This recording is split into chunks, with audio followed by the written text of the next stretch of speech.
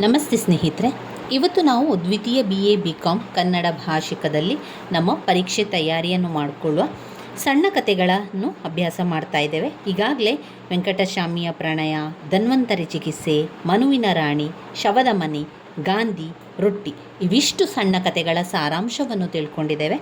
ಇವತ್ತು ಮಾರಿಕೊಂಡವರು ಸಣ್ಣ ಕಥೆಯ ಬಗ್ಗೆ ತಿಳ್ಕೊಳ್ಳುವ. 10 ಅಂಕಕ್ಕೆ ಹಲವು ಬಾರಿ ಕೇಳಿರುವಂತಹ ಪ್ರಶ್ನೆ. ಮಾರಿಕೊಂಡವರು ಸಣ್ಣ ಕಥೆಯನ್ನು ಬರೆದವರು ದೇವನೂರ ಮಹಾದೇವ.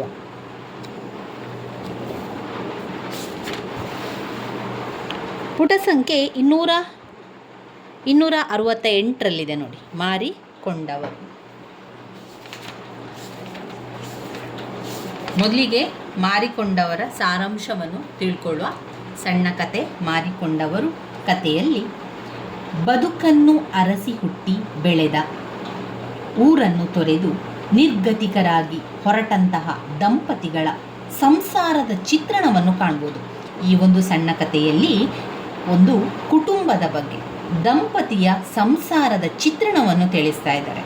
ಒಂದು ಬದುಕನ್ನು ಕಟ್ಟಿಕೊಳ್ಳಲಿಕ್ಕೋಸ್ಕರ ಬೇರೆ ಊರಿಗೆ ಹೋಗುವಂಥದ್ದು. ಬೇರೆ ಊರಿಗೆ ಹೋಗಿ ಅಲ್ಲಿ ನಿರ್ಗತಿಕರಾಗಿ ಹೊರಟು ಹೋದಂತಹ ದಂಪತಿಗಳ ಸಂಸಾರದ ಚಿತ್ರಣವನ್ನು ನಮಗೆ ಈ ಮಾರಿಕೊಂಡವರು ಕಥೆಯಲ್ಲಿ ತಿಳಿಸ್ತಾ ಇದ್ದಾರೆ.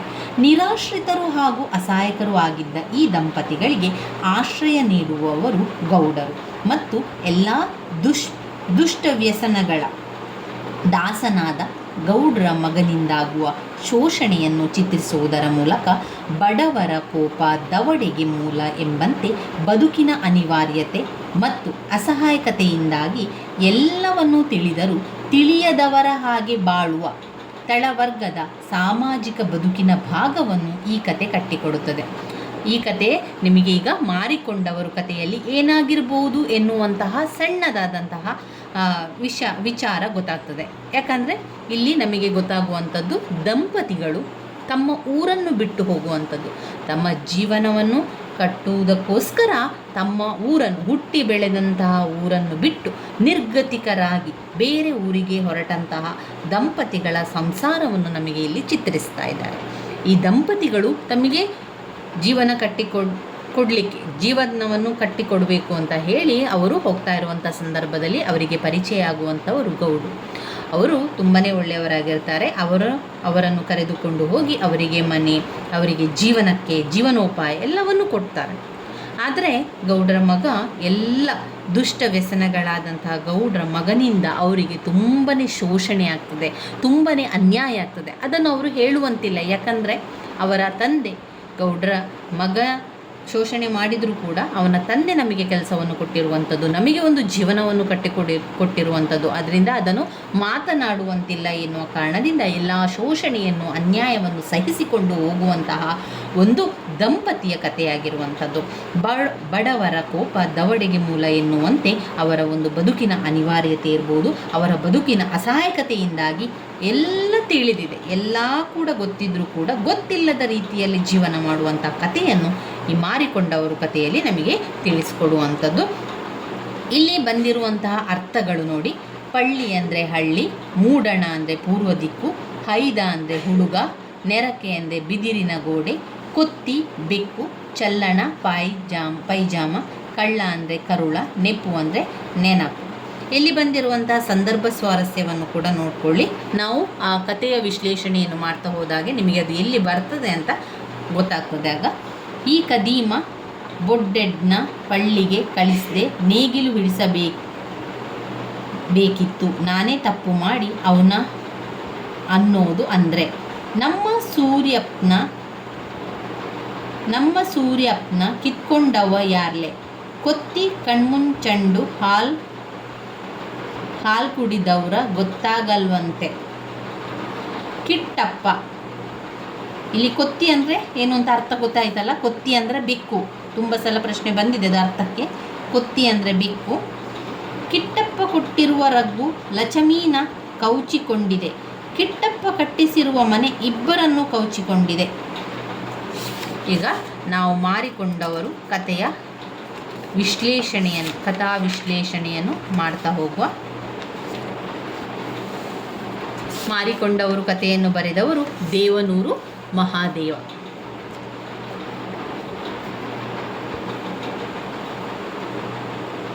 ಮಾರಿಕೊಂಡವರು ಕತೆ ಬೀರ ಮತ್ತು ಲಕ್ಷ್ಮಿಯರ ದುರಂತ ಸಂಸಾರದ ಸುತ್ತ ಹೆಣೆದಿರುವಂತಹ ಕಥೆಯಾಗಿದೆ.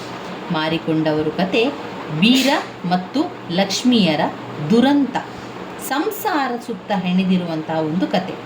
ಬೀರ ಮತ್ತು ಲಕ್ಷ್ಮಿ ದಿಕ್ಕು ದಿಸೆ ಕಾಣದೆ ಬದುಕನ್ನು ಅರಸಿ ಹುಟ್ಟಿ ಬೆಳೆದ ಊರನ್ನು ತೊರೆದು ಬಂದವರು. ನಂಜನಗೂಡು ಕಡೆಯ ರೈಲು ಹತ್ತಿ ಟಿಕೆಟ್ ಇಲ್ಲದೆ ಪ್ರಯಾಣ ಮಾಡಿ ಫಜೀತಿಯಲ್ಲಿ ಸಿಕ್ಕಿಬಿದ್ದಾಗ ಗೌಡ್ರ ಮೂಲಕ ಉಳಿದುಕೊಂಡವರು. ಗೌಡ್ರ ತೋಟದಲ್ಲಿನ ಗುಡಿಸಲಿನಲ್ಲಿ ಉಳಿದುಕೊಳ್ಳಲು ಮತ್ತು ತೋಟದಲ್ಲಿ ಕೆಲಸ ಮಾಡಲೆಂದು ಅವರನ್ನು ಕರೆದಾಗ ಅವರಿಬ್ಬರಿಗೆ ಗೌಡರು ದೇವರಾಗಿ ಕಂಡರು. ಹೀಗೆ ಗೌಡರ ಒಕ್ಕಲಾಗಿ ಬೀರ ಮತ್ತು ಲಕ್ಷ್ಮಿ 1 ವರ್ಷದಿಂದ ಅವರ ಗುಡಿಸಲಿನಲ್ಲಿ ಬಾಳ್ವೆ ಶುರು ಮಾಡಿದವರ ಬದುಕು ನಿಧಾನವಾಗಿ ನೈತಿಕವಾಗಿ ಅಧಪತನದ ದಾರಿ ಹಿಡಿಯುವಂಥದ್ದು. ಈ ಒಂದು ಕತೆ ಮಾರಿಕೊಂಡವರು ಕಥೆಯಲ್ಲಿ ಬೀರ ಮತ್ತು ಲಕ್ಷ್ಮಿಯವರ ಒಂದು ಸಂಸಾರದ ಕಥೆಯಾಗಿದೆ. ಬೀರ ಮತ್ತು ಲಕ್ಷ್ಮಿ ಸುಂದರವಾದ ಸಂಸಾರ ಆಗಿತ್ತು. ಆದರೆ ಅವರಿಗೆ ಜೀವನವನ್ನು ಮಾಡಲಿಕ್ಕೆ ಏನೂ ಕೆಲಸ ಇಲ್ಲದಂತಹ ಸಂದರ್ಭದಲ್ಲಿ ತಮ್ಮ ಹುಟ್ಟಿ ಬೆಳೆದಂತಹ ಊರನ್ನು ಬಿಟ್ಟು ರೈಲು ಹತ್ತಿ ಹೊರಡುತ್ತಾರೆ. ನಂಜನಗೂಡು ಕಡೆಯ ರೈಲಿನ ಹತ್ತಿ ಹೊರಡುತ್ತಾರೆ. ಟಿಕೆಟ್ ಮಾಡದೆ ಪ್ರಯಾಣವನ್ನು ಮಾಡ್ತಾರೆ. ಅಂತಹ ಸಂದರ್ಭದಲ್ಲಿ ಫಜೀತಿಗೆ ಸಿಗಬೇಕಾದಂತಹ ಬೀರ ಮತ್ತು ಲಕ್ಷ್ಮಿಯರನ್ನು ಕಾಪಾಡಿದ್ದು ಗೌಡ್ರು. ಗೌಡ್ರು ಏನು ಮಾಡ್ತಾರೆ, ಅವರನ್ನು ಉಳಿಸ್ಕೊಳ್ತಾರೆ. ಗೌಡ್ರು ಏನು ಹೇಳ್ತಾರೆ, ನೀವು ನಮ್ಮ ತೋಟದಲ್ಲಿ ಕೆಲಸವನ್ನು ಮಾಡ್ತೀರಂತಾದರೆ ನಾನು ನಿಮಗೆ ಕೆಲಸವನ್ನು ಕೊಡ್ತೇನೆ ಅಂತ ಕರೀತಾರೆ. ಅದರಂತೆ ಬೀರ ಮತ್ತು ಲಕ್ಷ್ಮಿ ಗೌಡ್ರ ತೋಟದಲ್ಲಿ ಕೆಲಸವನ್ನು ಮಾಡಲಿಕ್ಕೆ ಬರ್ತಾರೆ. ಗೌಡ್ರ ತೋಟದಲ್ಲಿರುವಂಥ ತೋಟದ ಮನೆಯಲ್ಲಿ ಉಳ್ಕೊಳ್ತಾರೆ. ಅಲ್ಲಿ ಅವರ ಸುಂದರವಾದ ಜೀವನವನ್ನು ಆರಂಭ ಮಾಡ್ತಾರೆ. ಈಗ ಬೀರ ಮತ್ತು ಲಕ್ಷ್ಮಿಯವರಿಗೆ ಗೌಡ್ರೇ ದೇವರಾಗಿ ಕಾಣ್ತಾರೆ. ದೇವರಂತೆ ಅವರನ್ನು ಪೂಜೆ ಕೂಡ ಮಾಡುವಂಥದ್ದು. ಅಂದರೆ ಗೌಡ್ರ ಅವರಿಗೆ ಎಲ್ಲ ಕೆಲಸವನ್ನು ಕೊಟ್ಟು ಮನೆಯನ್ನು ಕೊಟ್ಟು ಅವರ ಜೀವನ ಒಂದು ಸುಂದರವಾಗಿರುವಂತೆ ನೋಡಿಕೊಂಡಿದ್ದಾರೆ ಎನ್ನುವ ಕಾರಣದಿಂದ. ಈ ರೀತಿ ಇರುವಂಥ ಸಂದರ್ಭದಲ್ಲಿ ಗೌಡ್ರಿಗೆ ಒಬ್ಬನೇ ಒಬ್ಬ ಮಗ ಕಿಟ್ಟಪ್ಪ. ವಿದ್ಯಾ ಬುದ್ಧಿ ಕಲಿಯಲೆಂದು ನೇಗಿಲು ಹಿಡಿಸದೆ ಓದಿಸುವ ಪ್ರಯತ್ನವನ್ನು ಗೌಡ್ರು ಮಾಡ್ತಾರೆ. ಅಂದರೆ ಗದ್ದೆ ಕೆಲಸಕ್ಕೆ ಆಗಲಿ ತೋಟದ ಕೆಲಸಕ್ಕಾಗಲಿ ಹಾಕೋದಿಲ್ಲ. ಅವನನ್ನು ವಿದ್ಯಾಭ್ಯಾಸ ಮಾಡಲಿ ಕಲಿಬೇಕು ಅಂತ ಹೇಳಿ ಅವರನ್ನು ಶಾಲೆಗೆ ಹಾಕ್ತಾರೆ. ಆದರೆ ಕಿಟ್ಟಪ್ಪ ಓದುವಾಗ ಆದ ಗೆಳತಿಯ ಹಿಂದೆ ಸುತ್ತಿ ಫೇಲಾಗಿ ಮನೆಗೆ ಸೇರ್ತಾನೆ. ಅಲ್ಲಿ ಓದುವುದಿಲ್ಲ, ಅವನು ಪ್ರೀತಿ ಪ್ರೇಮ ಅಂತ ಹೇಳಿ ಹುಡುಗಿಯ ಹಿಂದೆ ಹೋಗ್ತಾನೆ. ಎಲ್ಲ ವಿಷಯದಲ್ಲಿ ಫೇಲಾಗಿ ಮನೆಗೆ ಬರ್ತಾನೆ. ಅಷ್ಟೇ ಅಲ್ಲದೆ ಮದುವೆಗೆ ಮನಸ್ಸು ಕೊಡದೆ ವಾರ 10 ದಿನಗಳಿಗೊಮ್ಮೆ ಮೈಸೂರಿಗೆ ಹೋಗಿ ಬರುತ್ತಾ ಬೀರನ್ನ ಹೆಂಡತಿ ಲಕ್ಷ್ಮಿಯೊಂದಿಗೂ ಸಂಬಂಧ ಬೆರೆಸಿಕೊಂಡು ಅವರ ಗುಡಿಸಲಿನಲ್ಲಿಯೇ ಹೆಂಡ ಮಾಂಸ ಹೆಂಗಸು ಎಂಬ ವ್ಯಸನಗಳ ದಾಸನಾಗಿ ಬಿದ್ದುಕೊಳ್ಳುವ ಮಟ್ಟಕ್ಕೂ ಕೂಡ ಬಂದಿರ್ತಾನೆ. ಗೌಡ್ರ ಮಗ ಒಬ್ಬನೇ ಒಬ್ಬ ಮಗ ಕಿಟ್ಟಪ್ಪ ಆಗಿರ್ತಾನೆ. ಓದಬೇಕು, ಅವನು ಒಳ್ಳೆಯ ವಿದ್ಯಾಭ್ಯಾಸವನ್ನು ಅವನಿಗೆ ಕೊಡಬೇಕು ಅಂತ ಹೇಳಿ ಅವನನ್ನು ಹೊಲ ಗದ್ದೆಗಳಿಗೆ ಕಳಿಸದೆ ಅವನನ್ನು ಶಾಲೆಗೆ ಹಾಕ್ತಾರೆ. ಆದರೆ ಶಾಲೆಯಲ್ಲಿ ಸರಿಯಾಗಿ ಓದದೆ ಹುಡುಗಿಯ ಹಿಂದೆ ಹೋಗುವುದರ ಮೂಲಕ ಅವನು ಪ್ರೀತಿ ಪ್ರೇಮ ಅಂತ ಹೇಳಿ ಎಲ್ಲ ವಿಷಯಗಳಲ್ಲಿ ಫೇಲಾಗಿ ಮನೆಗೆ ಬಂದು ಕೂತ್ಕೊಳ್ತಾನೆ. ಇಷ್ಟಾದ ನಂತರ ಗೌಡ್ರು ಏನು ಮಾಡಿರ್ತಾರೆ, ತಮ್ಮ ಮೈಸೂರಿನಲ್ಲಿರುವಂಥ ತೋಟದ ಮನೆಯಲ್ಲಿ ಗಂಡ ಹೆಂಡತಿಯರನ್ನು ಬೀರ ಮತ್ತು ಲಕ್ಷ್ಮಿಯನ್ನು ಕರೆದುಕೊಂಡು ಬಂದಂತಹ ವಿಷಯ ಗೌಡ್ರ ಮಗನಾದಂಥ ಕಿಟ್ಟಪ್ಪನಿಗೆ ಗೊತ್ತಾಗ್ತದೆ. ಅವನು ಅಲ್ಲಿಗೆ ಹೋಗಿ ಅಲ್ಲಿ ಪರಿಚಯವನ್ನು ಮಾಡಿಕೊಳ್ತಾನೆ. ಅದಾದ ನಂತರ ಅಲ್ಲಿ ಮಾಂಸ ಊಟವನ್ನು ಮಾಡುವಂಥದ್ದು, ಹೆಂಡ ಕುಡಿಯುವಂಥದ್ದು, ಅದೇ ಜೊತೆಯಲ್ಲಿ ಹೆಂಗಸು ಎಂಬ ವ್ಯಸನವನ್ನು, ಈ ರೀತಿ ಹೆಂಡ ಮಾಂಸ ಹೆಂಗಸು ಎಂಬ ವ್ಯಸನಕ್ಕೆ ಆತನು ದಾಸನಾಗ್ತಾನೆ. ಅಂದರೆ ಅಲ್ಲಿ ಬೀರನ ಹೆಂಡತಿಯಾದಂತಹ ಲಕ್ಷ್ಮಿಯ ಜೊತೆಗೆ ಸಂಬಂಧವನ್ನು ಇಟ್ಕೊಳ್ತಾನೆ. ಲಕ್ಷ್ಮಿಯೊಂದಿಗೆ ಸಂಬಂಧವರಿಸಿಕೊಂಡು ಅವರ ಗುಡಿಸಲಿನಲ್ಲಿಯೇ ಇದ್ದುಕೊಂಡು ಎಲ್ಲ ವ್ಯಸನಗಳ ದಾಸನಾಗಿ ಬಿದ್ದುಕೊಳ್ಳುವ ಮಟ್ಟಕ್ಕೂ ಕೂಡ ಕಿಟ್ಟಪ್ಪ ಬಂದಿರ್ತಾನೆ. ಮಗನ ಈ ದುರವಸ್ಥೆಯನ್ನು ಅರಿವು ಇರುವ ಗೌಡ್ರು, ನಾ ಸಾಯುವವರೆಗೂ ಸುಮ್ಮನಿರು, ಬಡ್ಡಿ ಮಗ್ನೆ ಅಂದರೂ ಕೇಳಲ್ಲ, ಇನ್ನು ನಾನೇನು ಮಾಡಲಿ, ಮನೆ ಮಾರಿದ್ರೂ ಚಿಂತಿಲ್ಲ, ಎಂದೋ ಹಾಳಾಯಿತು ಈ ಕದೀಮ, ಬೆಡ್ಡನ್ನ ಪಳ್ಳಿಗೆ ಕಳಿಸ್ದೆ, ನೇಗಿಲು ಹಿಡಿಸಬೇಕಿತ್ತು, ನಾನೇ ತಪ್ಪು ಮಾಡಿ. ನೋಡಿ, ಸಂದರ್ಭ ಸ್ವಾರಸ್ಯದ ಪ್ರಶ್ನೆಯಲ್ಲಿ ಈ ಸಾಲು ಬರ್ತದೆ ನೋಡಿ. ಕದೀಮ ಬೊಡ್ಡೆನ್ನ ಪಳ್ಳಿಗೆ ಕಳಿಸಿದೆ, ನೇಗಿಲು ಹಿಡಿಸಬೇಕಿತ್ತು. ಯಾಕಂದರೆ ಶಾಲೆಗೆ ಕಳಿಸಿದೆ ನಾನು, ಶಾಲೆಗೆ ಕಳಿಸುವ ಬದಲು ನೇಗಿಲು ಹಿಡಿಸಬೇಕಿತ್ತು. ಆಗ ಅವನು ಸರಿಯಾಗ್ತಾ ಇದ್ದ. ನಾನೇ ತಪ್ಪು ಮಾಡಿ ಅವನ ಅನ್ನೋದು ಅಂದರೆ ಏನು ಅಂತ ನೋವು ಪಡ್ತಿರ್ತಾನೆ, ತುಂಬ ದುಃಖ ಪಡ್ತಾನೆ ಗೌಡ್ರು. ಯಾಕಂದರೆ ಗೌಡ್ರು ತುಂಬ ಒಳ್ಳೆಯ ಮನುಷ್ಯರಾಗಿರ್ತಾರೆ. ಅವರು ಮಗ ಓದಬೇಕು, ವಿದ್ಯಾವಂತನಾಗಬೇಕು ಅಂತ ಅಂದ್ಕೊಂಡಿರ್ತಾನೆ. ಆದರೆ ಅವನು ಕೆಟ್ಟ ದಾರಿಯನ್ನು ಹಿಡಿದಾಗ ಗೌಡ್ರಿಗೆ ತುಂಬಾ ದುಃಖ ಆಗ್ತದೆ. ಕಥೆಯ ಬಹುಭಾಗ ಬೀರ ಮತ್ತು ಲಕ್ಷ್ಮಿಯರು. ಕಿಟ್ಟಪ್ಪ ಮೈಸೂರಿಗೆ ಹೋದ ರಾತ್ರಿ ಇವರ ಗುಡಿಸಲಿಗೆ ಬಾರದೆ ಹೋಗುವ ರಾತ್ರಿಯೊಂದನ್ನು ಚಿತ್ರಿಸುತ್ತದೆ. ಗಿರಣಿ ಮಿಲ್ಲಿನ ಹುಡುಗ ಪಾಶ ಬಂದು ಇಂದು ಕಿಟ್ಟಪ್ಪ ಮೋಟರ್ ಕಾಯಲು ಕೆಟ್ಟು ಹೋದುದರಿಂದ ಮೈಸೂರಿಗೆ ತೆಗೆದುಕೊಂಡು ಹೋಗಿರುವ ಕಾರಣ ಬರುವುದಿಲ್ಲ ಎಂದು ತಿಳಿಸಿ ಹೋಗುತ್ತಾನೆ. ಇದರಿಂದ ಕಿಟ್ಟಪ್ಪನಿಗಾಗಿ ಮಾಡಿದ್ದ ಮಾಂಸದೂಟ 2 ಬಾಟಲು ಸಾರಾಯನ್ನು ತಾನೇ ತಿಂದು ಕುಡಿದು ಬೀರ ಏನು ಮಾಡ್ತಾನೆ, ಎಲ್ಲವನ್ನು ಕೂಡ ಮುಗಿಸ್ತಾನೆ. ಪ್ರತಿ ವಾರಕ್ಕೊಮ್ಮೆ ಅವನು ಕಿಟ್ಟಪ್ಪ ಬರ್ತಾರೆ ಅಂತ ಹೇಳಿ ಅವನಿಗೆ ಮಾಂಸದೂಟವನ್ನು ಮಾಡುವಂಥದ್ದು, ಹಾಗೆಯೇ ಹೆಂಡವನ್ನೆಲ್ಲ ತಂದು ಇಡ್ತಾ ಇದ್ರು. ಆ ದಿವಸ ಅವರು ಬರುವುದಿಲ್ಲ ಅಂತ ಗೊತ್ತಾದಾಗ ಬೀರ ಏನು ಮಾಡ್ತಾನೆ, ಬೀರ ಎಲ್ಲವನ್ನು ಕೂಡ ತಾನೇ ತಿಂದು ತಾನೇ ಕುಡಿದು ಮುಗಿಸ್ತಾನೆ. ಹೀಗೆ ಮುಗಿಸಿ ತನ್ನ ಹೆಂಡತಿ ಲಕ್ಷ್ಮಿಯನ್ನು ಕರೆದಾಗ ಅವಳು ನನ್ನೊಂದಿಗೆ ಮಲಗಲು ಒಪ್ಪದೆ ಗುಡಿಸಲಿನಲ್ಲಿ ಮಲಗುತ್ತಾಳೆ. ಇದರಿಂದಾಗಿ ಕೋಪಗೊಂಡಂತಹ ಬೀರ ಅವನು ಹೆಂಡ ಮಾಂಸವನ್ನೆಲ್ಲ ಕುಡಿತಾನೆ. ಕುಡಿದ ನಂತರ ಹೆಂಡತಿಯನ್ನು ಕರೀತಾನೆ, ಬಾ ನನ್ನ ಜೊತೆಗೆ ಮಲಗು ಅಂತ ಕೇಳಿದಾಗ ಅವಳು ಒಪ್ಪುವುದಿಲ್ಲ. ಒಪ್ಪದಂತಹ ಸಂದರ್ಭದಲ್ಲಿ ಬೀರನಿಗೆ ತುಂಬಾ ಸಿಟ್ಟು ಬರ್ತದೆ. ತುಂಬ ಸಿಟ್ಟು ಬಂದು ಅವನು ಹೇಳ್ತಾನೆ, ಇದರಿಂದಾಗಿ ಕೋಪಗೊಂಡಂತಹ ಬೀರ, ನೀ ಮಾತಾಡದಿಲ್ವಾ, ನನ್ನೊಂದು ಯಾಕೆ ಮಾತಾಡ್ತಿ ಹೇಳು, ಕಿಟ್ಟಪ್ಪನೊಂದಿಗೆ ಮಾತಾಡೋದ ಬಿಟ್ಟು ಎಷ್ಟಾದರೂ ಅವನಿನ್ನ ಮಣ್ಗಾರ ಅಲ್ವಾ ಎಂದು ನಿಮ್ಮಿಬ್ಬರನ್ನು ಬೆಳಗಾಗುತ್ತಲೇ ಮಚ್ಚಿನಲ್ಲಿ ತರಿದು ಹಾಕುತ್ತೇನೆ ಎಂದು ಹೇಳ್ತಾನೆ. ಅಂದರೆ ಬೀರನಿಗೂ ಕೂಡ ವಿಷಯ ಗೊತ್ತಿರ್ತದೆ, ಲಕ್ಷ್ಮಿ ಕಿಟ್ಟಪ್ಪನ ಜೊತೆಗೆ ಹೋಗ್ತಾಳೆ, ಕಿಟ್ಟಪ್ಪ ಕರೆದಾಗ ಹೋಗ್ತಾಳೆ ಎನ್ನುವಂಥ ವಿಚಾರ ಗೊತ್ತಿದ್ದರೂ ಎಲ್ಲವನ್ನು ಕೂಡ ಸಹಿಸ್ಕೊಂಡಿರ್ತಾನೆ. ಯಾಕಂದರೆ ಅವರೇ ಕೊಟ್ಟಿರುವಂತಹ ಜೀವನ, ಗೌಡ್ರು ಕೊಟ್ಟಿರುವಂತಹ ಜೀವನ, ಗೌಡ್ರು ಕೊಟ್ಟಂತಹ ಮನೆ, ಆದ್ದರಿಂದ ಎಲ್ಲವನ್ನು ಮುಚ್ಚಿಟ್ಕೊಂಡಿರ್ತಾನೆ. ಆದರೆ ಇವತ್ತು ಅವನು ತುಂಬಾ ಹೆಂಡವನ್ನು ಕುಡಿದಿರೋದ್ರಿಂದ ಅವನು ಎಲ್ಲವನ್ನು ಹೇಳ್ತಾನೆ, ನೀನು ಯಾಕೆ ನಾನು ಕರೆದ್ರೆ ಬರ್ತಾ ಇಲ್ಲ, ನೀನು ಕಿಟ್ಟಪ್ಪನ ಜೊತೆಗೆ ಹೋಗ್ತೀಯ ಅಲ್ವಾ ಅಂತೆಲ್ಲ ಜೋರು ಮಾಡ್ತಾನೆ. ಇದರಿಂದ ಲಕ್ಷ್ಮಿಗೆ ತನ್ನ ಮತ್ತು ಕಿಟ್ಟಪ್ಪನ ಕಳ್ಳತನದ ಸಂಬಂಧ ಬೀರನಿಗೆ ತಿಳಿದಿರುವುದು ಕಂಡು ಆಕಾಶ ಕಳಚಿ ಬಿದ್ದಷ್ಟು ಭಯವಾಗ್ತದೆ. ಅವಳು ಅಂದುಕೊಂಡಿರ್ತಾಳೆ ಬೀರನಿಗೆ ಆ ವಿಷಯ ಗೊತ್ತಿಲ್ಲ ಎನ್ನುವಂಥದ್ದು. ಆದರೆ ಅವನಿಗೆಲ್ಲ ಗೊತ್ತಿತ್ತು, ಅವನು ಯಾವುದೂ ಕೂಡ ಹೇಳಿರುವುದಿಲ್ಲ. ಅದು ಇವತ್ತು ಅವನು ಹೇಳಿದಾಗ ಲಕ್ಷ್ಮಿಗೆ ತುಂಬಾ ಆತಂಕ ಆಗ್ತದೆ, ತುಂಬಾ ಭಯ ಕೂಡ ಉಂಟಾಗ್ತದೆ. ಆಕಾಶವೇ ಕಳಚಿ ಬಿದ್ದಷ್ಟು ಭಯ ಕೂಡ ಆಗ್ತದೆ. ಬೀರನಿಗೆ ತನ್ನ ಚಿಕ್ಕಂದಿನ ಒಂದು ಘಟನೆ ನೆನಪಾಗುತ್ತದೆ.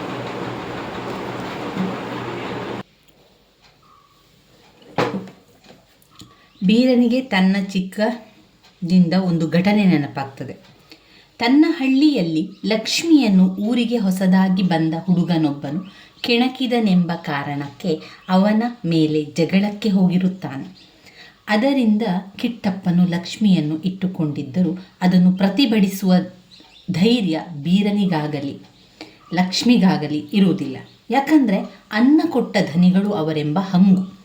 ಎಲ್ಲಕ್ಕಿಂತ ಹೆಚ್ಚಾಗಿ ಗೌಡರನ್ನು ಕಿಟ್ಟಪ್ಪನನ್ನು ಎದುರಿಸಿಯಾಗಲಿ ತೊರೆದು ಹೋಗಿ ಬೇರೊಂದು ಬದುಕನ್ನು ಕಟ್ಟಿಕೊಳ್ಳುವಂತಹ ಶಕ್ತಿ ಅವರಿಬ್ಬರಲ್ಲೂ ಇಂದು ಇರುವುದಿಲ್ಲವಾದ ಕಾರಣ ಹೀಗೆ ನೈತಿಕವಾಗಿ ಸೋಲನ್ನು ಉಣ್ಣುತ್ತಲೇ ಮುಂದಿನ ಅವರ ಬಾಳ್ವೆ ಸಾಕಾಗುತ್ತದೆ ಎಂದು ಸೂಚನೆಯೊಂದಿಗೆ ಕಥೆ ಮುಕ್ತಾಯವಾಗುತ್ತದೆ.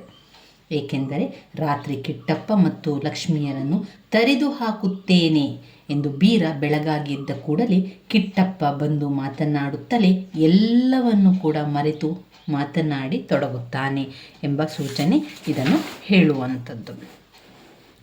ಇಲ್ಲಿ ವಿಮರ್ಶೆ ಮಾಡುವುದಾದರೆ ದೇವನೂರು ಮಹಾದೇವರ ಸಮಗ್ರ ಕಥೆಗಳು ಮತ್ತು ಕಾದಂಬರಿಗಳ ಕೇಂದ್ರ ಬಿಂದುವೆಂದರೆ ದಲಿತರ ಸಾಂಸ್ಕೃತಿಕ ಬದುಕು.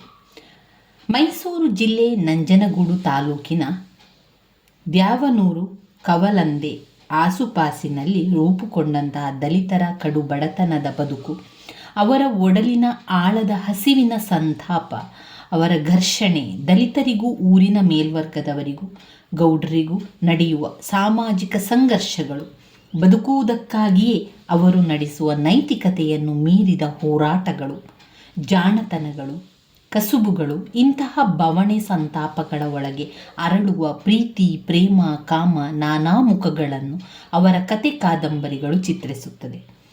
ಇಂತಹ ಬಡತನದ ಬವಣೆಯ ಉರಿಯ ನಡುವೆಯೂ ಎಲ್ಲೂ ಸಿಟ್ಟು, ಅಬ್ಬರ, ರೋಷ, ದ್ವೇಷ, ಕ್ರಾಂತಿಯ ಕಿಡಿಗಳು ದೇವನೂರು ಮಹಾದೇವರ ಬರವಣಿಗೆಯಲ್ಲಿ ಇಲ್ಲವೇ ಇಲ್ಲ ಎಂಬುದು ಅವರ ಬರವಣಿಗೆಯ ಹಿಂದಿನ ಸ್ವಾರಸ್ಯಕರ ಅಂಶ.